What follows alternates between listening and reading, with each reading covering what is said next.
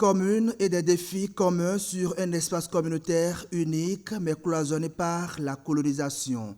50 ans déjà que la communauté économique des États de l'Afrique de l'Ouest a vu le jour. Pour moi, c'est un bilan intégralement positif. C'est le 28 mai 1975 que la CEDEAO, Communauté économique des États de l'Afrique de l'Ouest, a été créée par les chefs d'État des 15 pays de l'Afrique de l'Ouest, à savoir le Bénin, le Burkina Faso, la Côte d'Ivoire, la Gambie, le Ghana, la Guinée-Bissau, le Libéria, le Mali, la Mauritanie, le Niger, le Nigeria, le Sénégal, la Sierra Leone et le Togo. Le Cap-Vert va y adhérer 2 ans après et la Mauritanie va se retirer quelques années plus tard. Et le premier secrétaire général de la CEDEAO, ce point me paraît important, ce fut Diaby Ouattara, un Ivoirien. Et pourquoi, à l'époque, les gens ont tout fait pour que le premier secrétaire général, la commission n'existait pas encore, c'était un secrétaire général, pour que le premier secrétaire général soit un Ivoirien. Je rappelle, et cela est connu, que le président Houphouët-Boigny de Côte d'Ivoire n'aimait pas trop les regroupements avec les anglophones. Et on peut compter sur le bout des doigts le nombre de fois où il a été au sommet de l'OUA. Il n'aimait pas.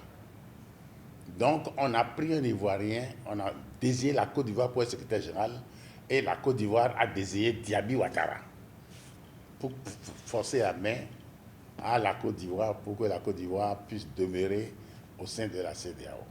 Et c'est comme ça que la CEDEAO a démarré. L'objectif de la CEDEAO à sa naissance était de favoriser la coopération économique et l'intégration régionale. Vous allez un peu en Afrique australe et vous comprendrez un peu mieux ce qui se passe. Quand vous quittez le Zimbabwe pour l'Afrique du Sud, vous allez faire un visa pour aller en Afrique du Sud, vous allez changer le Zim dollar en rand. Alors que si vous quittez Cotonou pour aller à Lomé, vous traversez simplement la frontière avec votre carte. Vous n'avez pas fait le change de monnaie. C'est beaucoup. Si pour quitter Cotonou pour aller à Abidjan, pour aller à Accra, pour aller à Dakar, pour aller à Banjul, il fallait demander un visa, les citoyens comprendraient mieux l'importance, l'avantage ou les faveurs qu'elles ont, n'est-ce pas, en ayant la possibilité de circuler librement au sein d'un grand espace. Un peu comme on a connu en Europe avec la communauté économique européenne qui est devenue Union européenne. En 1993, à Cotonou, il y a déjà eu le traité modifié de la CEDEAO. Le Bénin assurant à l'époque la présidence tournante de la CEDEAO, c'est-à-dire des affaires étrangères, qui mettait déjà l'accent sur le partage de valeurs politiques communes. La CEDEAO s'est rendu compte qu'on ne peut pas faire une unité économique sans avoir des ressemblances politiques. Et c'est ainsi que, en 1991, la CEDEAO a adopté la déclaration de principes politiques, où le principe de démocratie était timidement déjà affirmé dans cette déclaration, incitant donc tous les États à avoir une gouvernance démocratique. À partir de ces principes, il y a eu ici à Cotonou en 1993 la révision de l'acte constitutif de la CEDEAO. Et cet acte a été nettement en avance et a nettement affirmé que tous les États de la CEDEAO devaient se doter d'un régime démocratique, d'une gouvernance démocratique et qu'il fallait mettre un point final au putsch.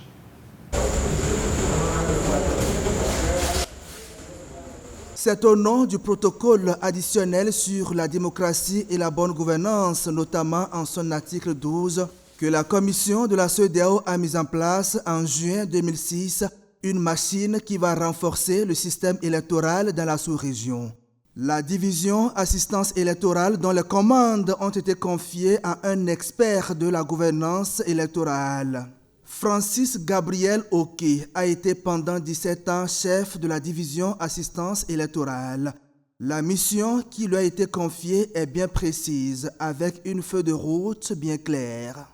La mission principale de cette division, c'était d'organiser les missions d'information, d'assurer la coordination des missions techniques et des missions d'appui logistique, et surtout d'assurer la coordination des missions d'observation électorale. Mais avant, cette division doit pouvoir avoir la situation politique, la situation sécuritaire, elle doit pouvoir la maîtriser afin de faire des préparations des différentes missions, préparation intellectuelle des différentes missions que la CEDEAO envoie sur le terrain. Et chaque mission a son histoire, une histoire particulière.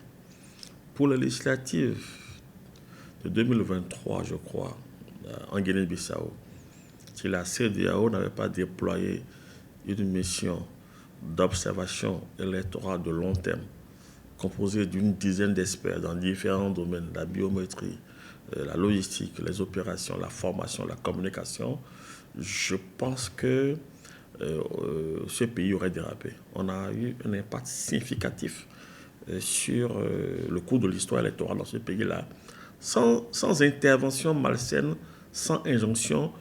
Le fait qu'on sache que à côté de la bagarre électorale qui est en cours, il y a des citoyens neutres qui sont venus aider la Guinée-Bissau a été une contribution majeure. Et on a vu la liesse extraordinaire qu'il y avait dans les rues de Bissau lorsqu'on a donné les résultats où le parti du chef de l'État était perdant. Vous avez vu que la CEDEAO envoie la même mission en Guinée-Bissau pour des élections présidentielles prévues pour le mois de novembre. Et on lui reproche à cette mission d'avoir rencontré l'opposition. Or, l'opposition fait partie des acteurs du jeu politique. Il faut aussi les écouter pour essayer de trouver un compromis, pour avoir un code consensuel. Or, certains estiment que c'est leur volonté qui va s'imposer. Donc, ce que le CEDEAO apporte, c'est garantir la transparence du processus électoral pour éviter les crises post-électorales, parce qu'on n'a pas voulu respecter les règles et du jeu. N'oubliez pas que nous sommes en démocratie, et que la démocratie, comme le disait déjà Aristote, c'est la faculté pour chaque citoyen d'être tour à tour gouvernant et gouverné. Voilà pourquoi, généralement, dans le protocole additionnel de 2001, la CEDEAO précise qu'on ne doit pas modifier le code électoral 6 mois avant les élections, sauf s'il y a consensus au niveau des acteurs politiques. La mission est certes bien claire, mais sa mise en œuvre ne sera pas facile.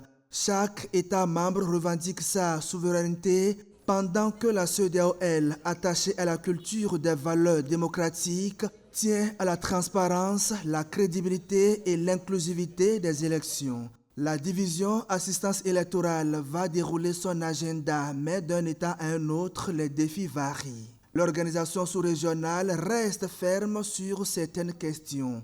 L'exemple du Togo aux législatives de 2007, suite aux incidents enregistrés à la présidentielle de 2005, est bien édifiant. Une mission sécuritaire a été déployée par la CEDEAO pour rassurer les électeurs et assurer la transparence des élections. La mission préélectorale que la CEDEAO a envoyée au Togo en son temps a rencontré les acteurs. Et tous les acteurs ont estimé que la mission doit envoyer une mission sécuritaire. Une mission sécuritaire pour suivre l'attitude des hommes de sécurité du Togo.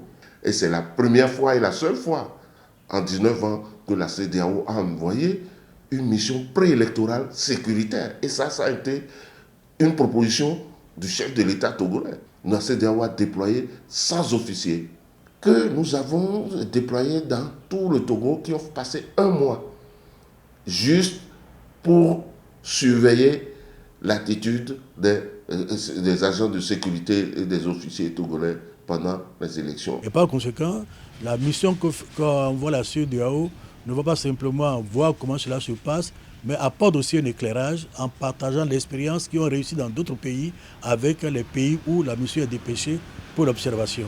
L'élection présidentielle de 2010 en Côte d'Ivoire avait pour chef de la mission d'observation électorale de la CEDEAO le professeur Théodore Olo. 250 observateurs ont été déployés pour suivre le déroulement de ce scrutin dont la dimension des enjeux était bien perçue par la commission de la CEDEAO depuis Abuja, le siège de l'organisation sous-régionale. La proclamation des résultats de cette élection marque le point de départ d'une crise qui va durer plusieurs années, mais la CEDEAO dit avoir joué sa partition. Il est vrai, lorsque nous sommes allés en Côte d'Ivoire, nous avons rencontré d'abord la plupart des candidats. Le président Gbagbo, nous avons rencontré le président qui n'était pas encore président, Ouattara. Nous avons rencontré Bédié et d'autres personnalités. Nous avons rencontré également les organisations de la société civile. Nous avons rencontré le clergé.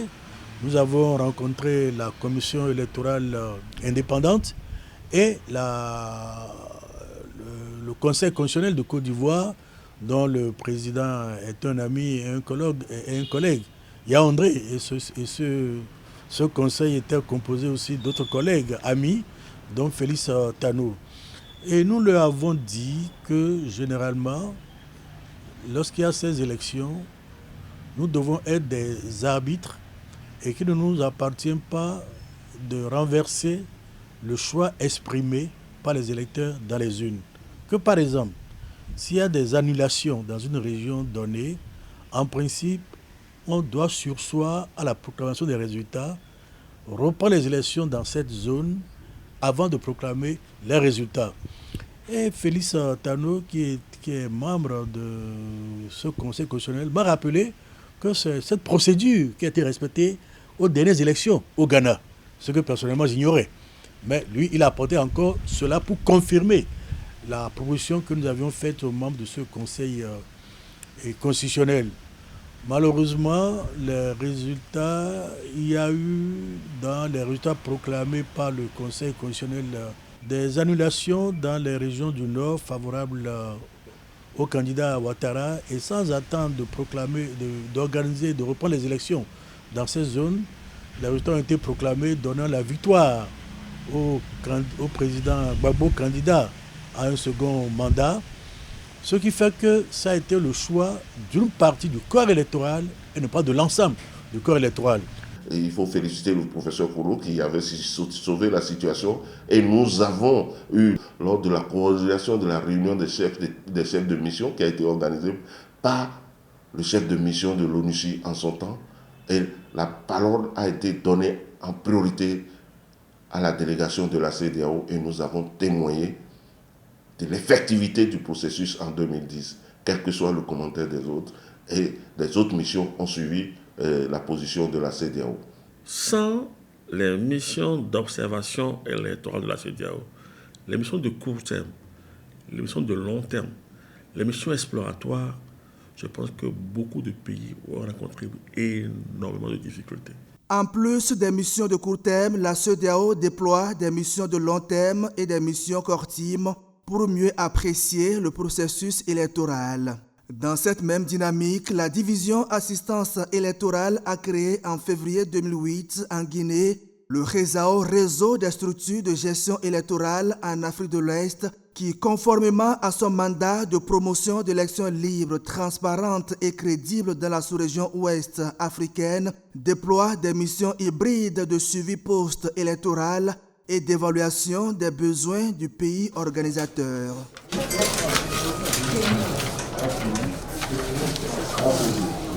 Tout comme le Togo, la Côte d'Ivoire et bien d'autres États membres de la CEDEAO et conformément au protocole additionnel sur la démocratie et la bonne gouvernance, le Mali sera sous les projecteurs de l'organisation sous-régionale en 2018. Kadri Désiré Ouédraogo, ancien Premier ministre du Burkina Faso, est à la tête d'une mission d'observateurs issus de tous les États de la CEDEAO. Alors que les institutions en charge de l'organisation des élections rassurent la communauté internationale, le premier tour de la présidentielle est sous haute tension. Le samedi 28 juillet 2018, en effet, à la veille de l'ouverture des bureaux de vote, l'incertitude est entière. L'opposition menace de se retirer de la course si ses exigences ne sont pas satisfaites. L'impasse est presque inévitable. Motif évoqué, une liste électorale non fiable. La situation est presque explosive. Mais la diplomatie offensive de la CEDEAO va triompher. Les chefs des différentes missions internationales présentes dans le pays, sous le leadership du chef de la mission d'observation électorale de la CEDEAO, vont initier une rencontre d'urgence avec le Premier ministre malien. Les conclusions de cette importante rencontre étaient attendues par les Maliens qui retenaient leur souffle. Mais après 4 heures de discussion houleuse avec les candidats, la fumée blanche sort enfin de la primature et libère tout un peuple. Les Maliens sont partagés. Qu'est-ce que vous avez dit aux Maliens? Parce que là, ils savent plus s'ils doivent aller voter ou pas. Parce que vous dites que le fichier... Il faut que les Maliens aillent voter. Il faut qu'ils aillent voter et qu'il n'y a rien de perdu d'avance. Il faut croire au génie des gens. Il faut croire à leur intelligence. Il faut croire au fait qu'ils aiment leur pays et qu'ils vont voter. Moi, j'ai fait le tour du pays. J'ai visité plus de 50 localités. Je vous assure, mais attendez, j'ai visité plus de 50 localités. Et je vous dis une chose, le désir de changement dans l'intérieur du pays est extrêmement profond. Depuis 2017, la Gambie respire l'air de la démocratie et en exprime la fierté. La page de l'ancien président Yahya Jammeh a été fermée grâce à l'intervention militaire baptisée Opération Restaurer la démocratie le 19 janvier 2017. Opération menée par les forces de la CEDEAO afin de forcer le dictateur à céder le pouvoir à Adama Barrow, élu lors de l'élection présidentielle du 1er décembre 2016. Depuis lors, des élections libres et démocratiques y sont organisées et permettent au peuple de choisir qui il veut pour le diriger. N'eût été la vigilance de feu président de Sousa, je peux vous affirmer que Yahya Jammeh serait encore là. Le président de Sousa a pris les devants des choses et a envoyé un message au président gambien que s'il ne part pas, la CEDEAO va déployer une mission sécuritaire pour venir le dégager. Et c'est ce qu'il a voulu faire. Et Yahya Jammeh a dû céder le siège. Et après, avec l'appui des chefs d'État qui sont intervenus. Et puis, nous avons utilisé ces chefs d'État amis, le président Alpha Condé, qui est parti discuter avec lui pour qu'il puisse laisser le pouvoir et quitter le pays dans de bonnes conditions. Alors aujourd'hui, au niveau de la CEDEAO, il y a eu un effort énorme pour cadrer avec les choses qui sont décidées. Donc c'est un effort. Et quand on voit les communautés économiques régionales admises par l'Union africaine, c'est la CEDEAO qui est en avance. Alors moi, ce que je souhaite, c'est qu'à l'occasion de ce cinquantenaire de la CEDEAO, et face à la sortie des 3 États, il faut que la CEDEAO continue, s'adapte à cette diminution de leur nombre, mais poursuivre l'œuvre admirable que la CEDEAO a entamée depuis sa création.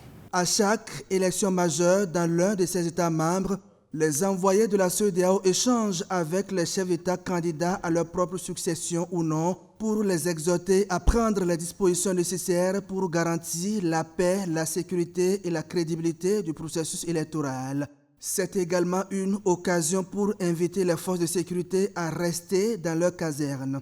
En plus des missions de diplomatie préventive et d'observation électorale, la CEDEAO a déployé plusieurs émissaires qui ont réussi à dénouer des crises politiques dans la sous-région. Ceci sans oublier ses actions d'assistance humanitaire à travers ses différentes représentations. L'impact de ces interventions est positif.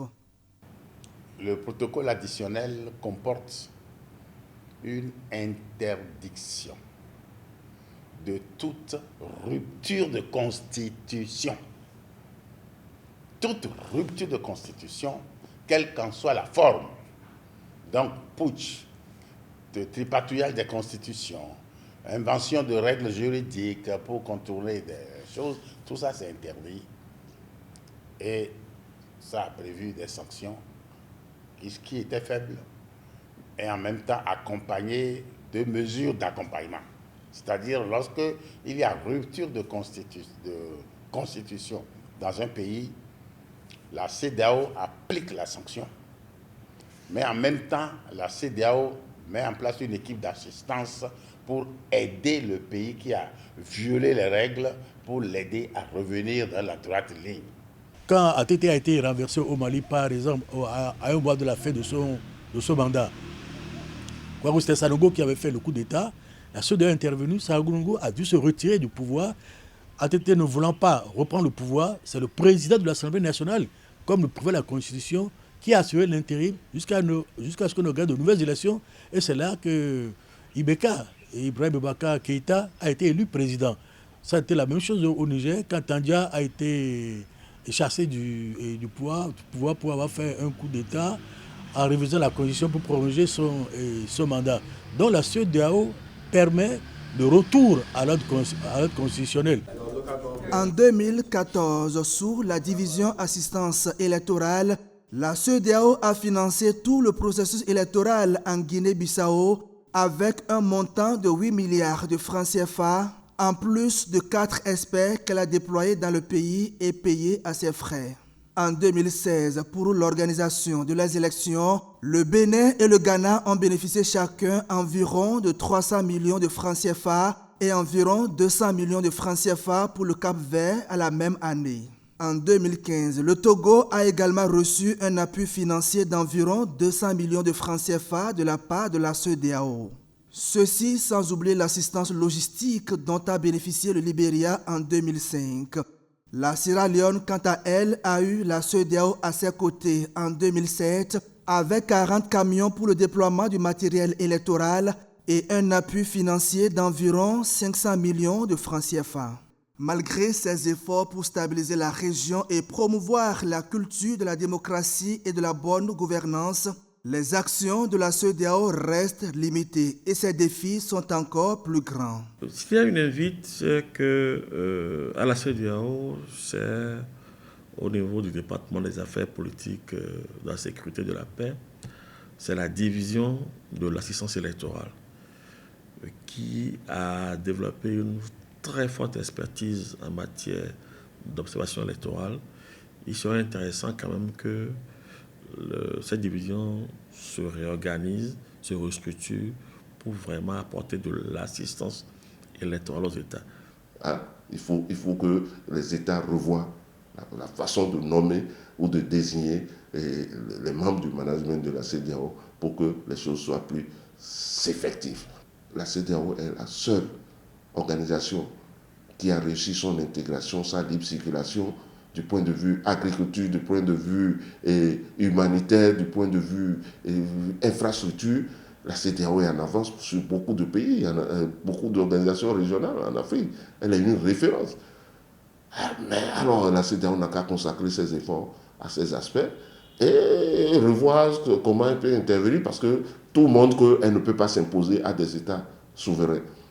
Chaque État utilise sa souveraineté comme elle veut et les règles qui ont été établies pour régir la région, pour harmoniser, et ces règles sont totalement affaiblies devant la souveraineté des États.